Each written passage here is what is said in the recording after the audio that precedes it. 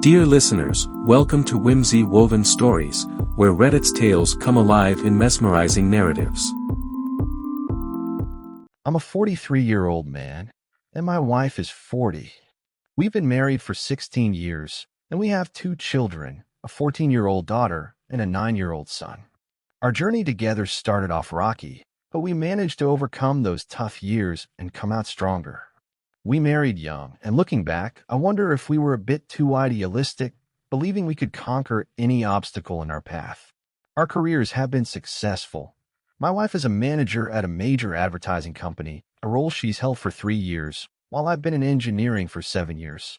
Our jobs provide us with a comfortable lifestyle. We've always been a close-knit family, making sure to create wonderful memories for our kids, no matter how busy life got. I take pride in being a good husband and father, though I'm not without my flaws. Recently, I made a shocking discovery that shook me to my core. It turns out that my wife has been involved in a long-term affair.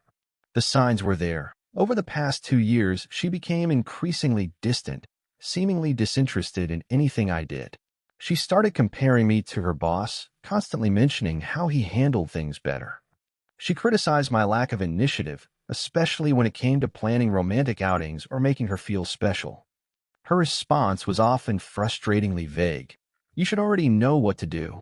Feeling lost, I turned to research, bought books, and sought advice, desperate to reignite our love life.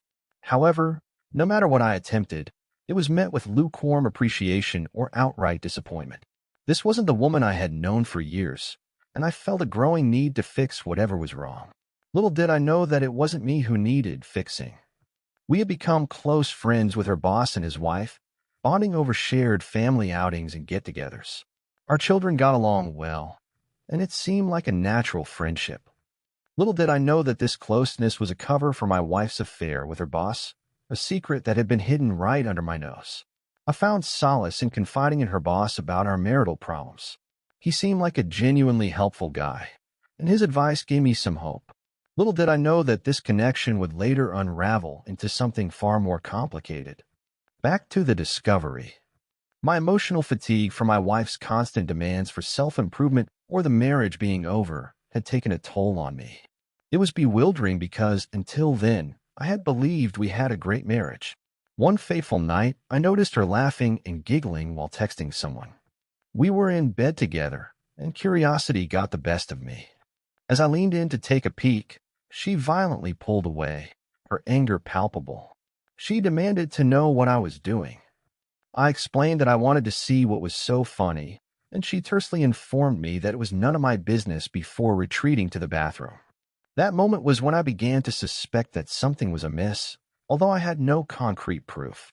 The following day, I made the mistake of confronting her directly about my suspicions. She reacted with fury and vehemently denied any wrongdoing. Desperate for the truth, I asked to see her phone, but she adamantly refused. It wasn't until later that night, with great reluctance, that she handed over her phone. However, almost every text message to specific individuals had been deleted. It was apparent because some conversations seemed inconsistent, while others were absurd. I returned her phone without further confrontation, biding my time. A month later, I managed to enlist the help of a friend to check her phone and recover deleted texts. By this point, she had gotten another phone and hardly used the one she gave me. Some texts were recovered, and through fragments, I finally had proof of the affair, with her boss, as you might have guessed. I knew that confronting her immediately would likely lead to her finding a way to deny it, so I held off. I was a wreck during this time, consumed by thoughts of how it would impact our kids. The situation was agonizing, and I even broke down in front of my friend. Despite everything, I wasn't ready to give up on our marriage. 3 days later, I bought a book titled How to Help Your Spouse Heal from an Affair. It may sound naive, but I hoped that if I gave it to my wife, she would come to her senses and end the affair. I desperately wanted my wife back and to save our marriage. I had planned to talk to her that Saturday to work things out, but she informed me that they had an emergency at work and not to wait up for her. Naturally, I called her workplace on that day to verify her story, only to find that they weren't even open on Saturdays. I tried calling her phone, but there was no answer. She finally came home at 2 in the morning on Sunday, immediately taking a shower before climbing into bed. I couldn't contain my frustration and asked her why she was so late. She dodged the question, reminding me that she had already told me not to wait for her. I had had enough. I didn't give her the book I had bought, and I was suffering, but she seemed indifferent to my pain. In my desperation for some stability and answers, I reached out to her boss's wife to see if she knew anything. I don't regret that decision to this day. She was just as shocked as I was when she found out. She wanted to confront her husband, but I cautioned her that he would likely lie and try to cover it up, much like my wife had done. We decided to meet at her house to discuss the situation, and I shared the little proof we had. She wanted more evidence, so we both agreed to gather more on our respective sides and compare notes. I started snooping on my wife more diligently, and she did the same with her husband. It was shockingly easy for her to find undeniable proof. Her husband was so arrogant that he hadn't even bothered to delete the texts on his phone between him and my wife. The bits of text I had found earlier finally made sense, and we had a complete picture of their 2-year affair. The boss's wife and I were furious. Revenge crossed our minds, but we decided against sinking to their level. We both drew up divorce papers around the same time and were dead set on ending our marriages. Our spouses were clueless about the fact that we knew about their affair, and we continued to play our parts. By the time we had all our legal affairs in order, they were at it again. This time, with the boss's wife's collaboration, we knew exactly where and how to serve them with the divorce papers. We even knew which hotel they had booked for their rendezvous weekend. I personally went to the hotel with the sheriff. I waited nervously in the lobby as the sheriff took care of the logistics. My wife was called down from her room, dressed in a bathrobe and panic-stricken. She demanded to know what I was doing there. It was a considerable distance from our home, but not too far.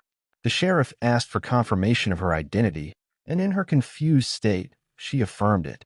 That's when she was served with the divorce papers, and our tumultuous chapter together took another painful turn. Seeing the shocked look on my wife's face when she was served with divorce papers was undeniably satisfying, but I didn't want to gloat or rub it in. Instead, I decided to walk away, knowing that the job was done. However, she didn't let me leave so easily. She grabbed my arm, pulling me back, demanding to know what this all meant. I told her straightforwardly, "You had an affair, and I'm leaving you." It was as simple as that. Her reaction was explosive. She began screaming at me and gripping my arm even harder. The sheriff had to step in to tell her to release me, and eventually she did, breaking down into tears and pleading that she could explain, that I had it all wrong. I was seething with anger, so I left quickly, heading home. I later learned that my wife had informed her boss about the situation, and he rushed home, only to be served with divorce papers as well. We hadn't given them time to get their heads straight. It was a blindsided move, much like what they had done to us. Now, my divorce is on track to be finalized in a couple of months, but my wife and her boss are both fighting it tooth and nail. They claim they never intended to leave their spouses, that it was just a physical affair, and that other couples have had worse affairs and managed to salvage their marriages. They're hoping for a chance to un-F the situation. I've asked my wife what she expects the outcome to be, and she says she's going with the flow, that her actions were completely out of character, and that she's not that person anymore. But I'm not so sure. She called me bitter and resentful, unable to look past the negativity. She did apologize for it later, but I can't help but think that's how she truly feels. I still maintain contact with the boss's wife, and my wife absolutely despises it. She believes I might have revenge on my mind, or that the boss's wife is influencing my decisions. She's repeatedly asked me to initiate no contact with her, just as she did with her boss. I've told her I think she's crazy. We haven't done anything wrong, so why should I respect her opinions now? Honestly, I think I'm done. I've lost respect for her, and she refuses to let go, actively trying to engage with me about her thoughts and processes regarding the affair. To me, they all sound like excuses, so I don't entertain her attempts anymore. I've been grappling with my wife's request for therapy, but I've read stories where therapists have seemingly blamed the victim, and it made me reluctant. I thought, hell no. She also suggested reading infidelity books together, and I couldn't see the point if we're headed for divorce anyway. She's expressed a desire to be intimate, but I told her it felt like manipulation, and I wasn't going to be swayed by it. She insisted it wasn't manipulation. She just wanted to show me how much she loved me. I corrected her and said, loved me, emphasizing the past tense. People around me, including my mom, are frustrated with my stance. They argue that people make mistakes and that my wife realizes her love for me through her mistakes. They believe I shouldn't shut the door on reconciliation too quickly. But I've been firm in my response, telling them I won't be anyone's fallback plan. I'm caught in a web of conflicting emotions. There's still love there, but it's tangled up with anger and hurt. I can't help but wonder if I'm being unnecessarily cruel to her. She's making a genuine effort to make amends, but I find it hard to care anymore. The question that haunts me is whether I should reconsider the divorce. People are warning me that I might be moving too quickly and that I'll regret it. I'm stuck in a sea of uncertainty, not knowing what's real and what's not. I want to clarify that my wife and I are in a somewhat stable place right now, but it's crucial to understand that this doesn't mean we're reconciling. I'm still determined to go through with a divorce. My wife, on the other hand, is begging for another chance and is going to great lengths to earn it. However, I can't easily forgive a 2-year affair. It's just too much to move past. We've attended a few therapy sessions together, not because I want to save the marriage deep down, but because I still care for her. One of those sessions was particularly helpful.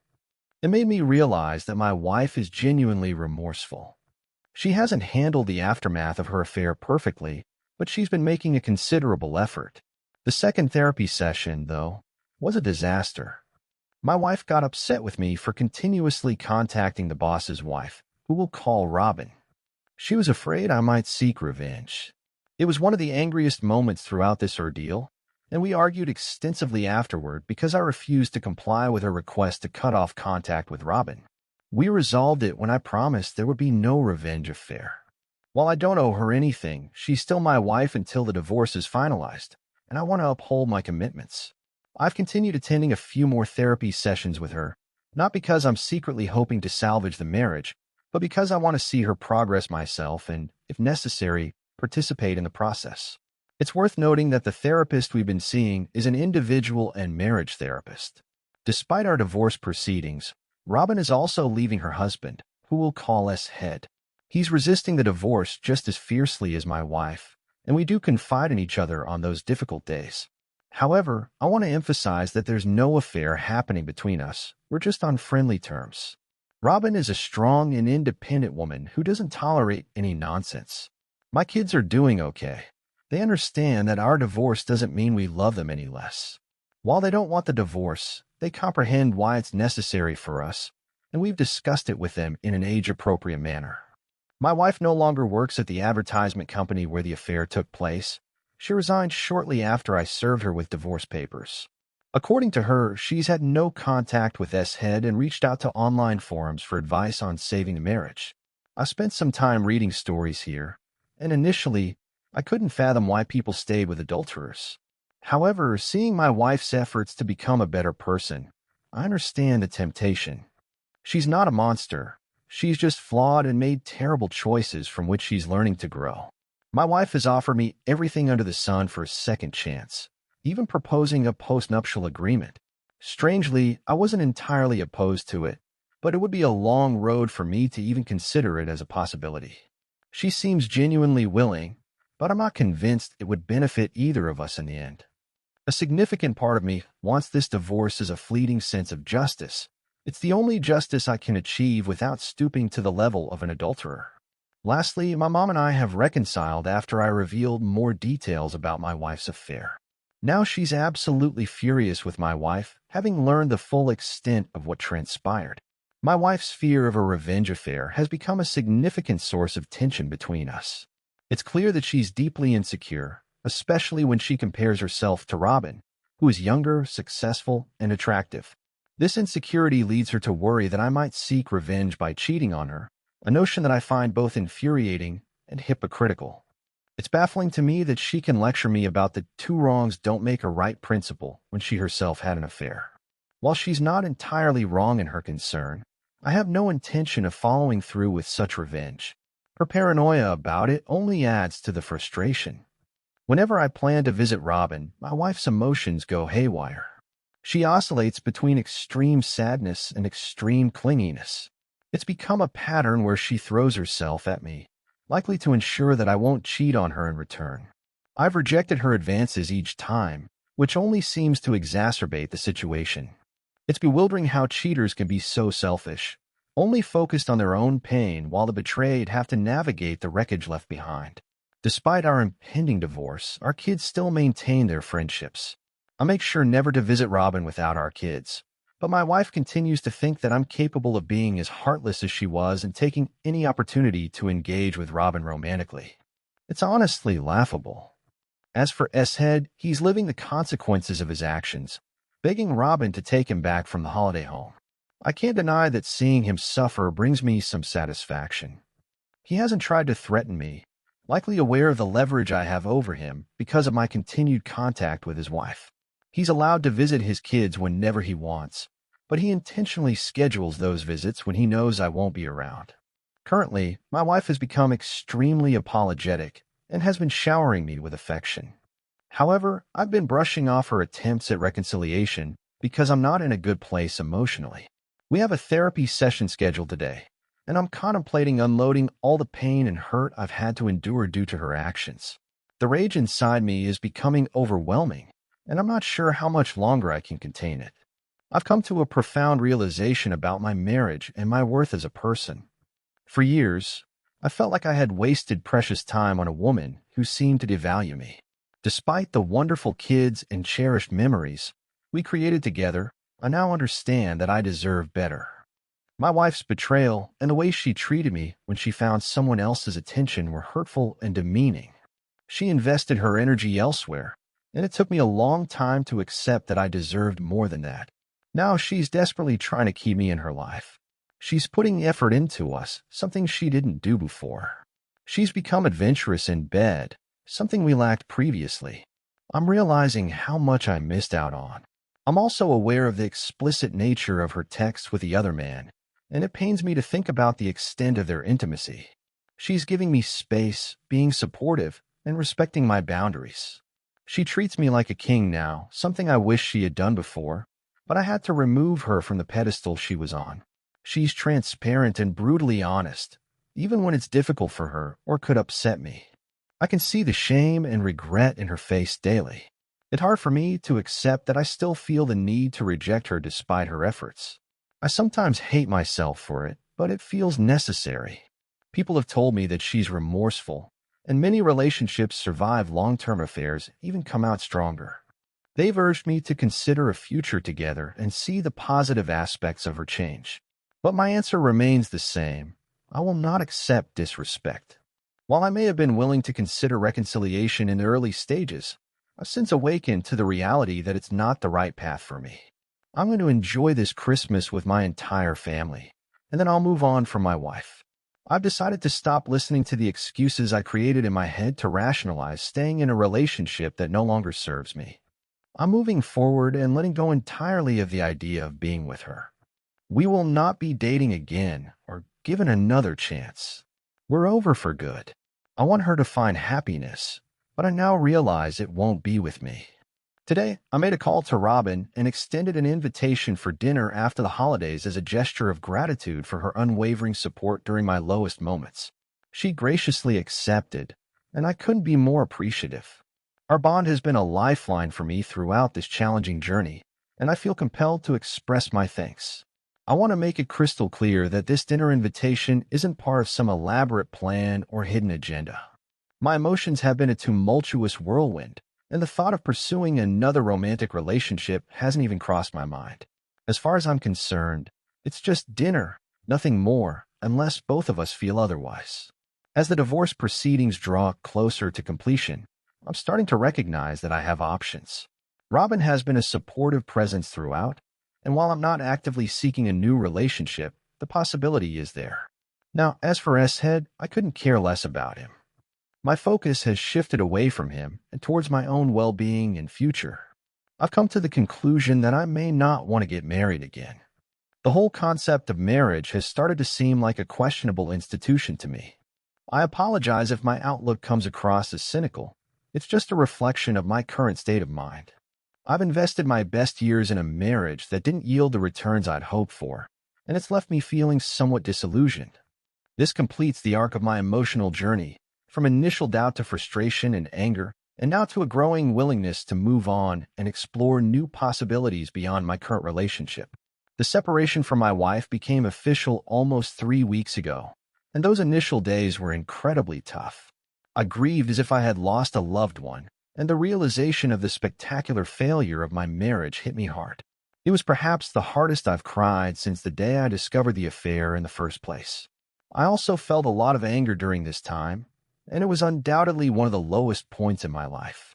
We've managed to organize everything, particularly for the sake of our kids.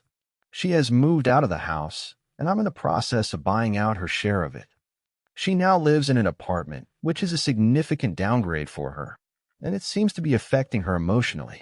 She continues to see a therapist and is deeply engrossed in reading and studying Infidelity, which I find somewhat perplexing. We've had lengthy discussions both leading up to and following the divorce, but we've maintained minimal physical contact. I know I probably shouldn't entertain her at this point, but she is still the mother of my children, and I want us to be good co-parents. However, she continues to express a desire to reconcile, and I'm reluctant to put myself back into that situation. My focus is on moving forward, not returning to what once was. This past weekend, I accompanied Robin to dinner, with no particular agenda other than enjoying each other's company and having a chat. We discussed a wide range of topics, and things took a flirty turn between us. I was initially hesitant about the rapidly changing mood, but I must admit the night ended passionately. It was quite possibly the most mind-blowing intimacy I've ever experienced. Robin is incredibly giving, and she surpassed my ex by miles. While I didn't intend for things to go that far, both of us were willing participants. I learned a few new tricks in the process, and it was the first time I had someone so enthusiastic about pleasing me rather than the other way around. As for the future, I'm unsure whether we'll take our relationship further. It was likely a mix of hormones and wine that led to our passionate encounter that night. Robin may want to explore things further, but I believe both of us need time to sort ourselves out emotionally before making any decisions. I must admit, though, that I feel surprisingly good about the situation. While some may not appreciate hearing this, sleeping with Robin helped boost my self-esteem and made me feel desired and alive. It opened my eyes to what I had been missing out on, and I can't see myself settling for a robotic bed again. What was even more satisfying was the knowledge that I wasn't cheating and hadn't compromised my morals. All things considered, I'm proud of how I've handled this entire ordeal. I wasn't perfect, but I did my best given the circumstances. I may have lost a substantial amount of money, but in many ways, I consider myself fortunate compared to other betrayed husbands. I'm still in counseling, and my relationship with Robin is going strong. She managed to settle her case with S-Head, displaying maturity in handling child custody and financial matters. We've had some friction between the children, and we're addressing it through therapy to help them adjust to the changes. Their well-being is our top priority, even though not everyone is on board with how we're handling things. My daughter, my ex, and S-Head don't get along, and tensions run high when they're around each other.